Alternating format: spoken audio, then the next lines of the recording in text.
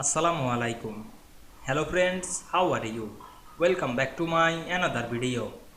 In this video, I am going to show you how to remove a footer from the first and second page in Affinity Publisher. Let's get started. At first, we have to open an Affinity Publisher document. Now we want to remove the footer from the first and second page. Firstly, go to the window menu, then enable the layer option, and again go back the option, select the pages. Then we can see here show the all page.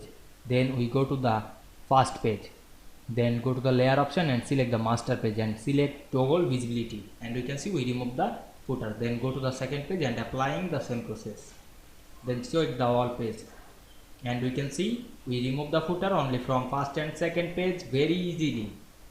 I hope you enjoyed the video. Please like, comment, share and subscribe my channel. Thanks for watching.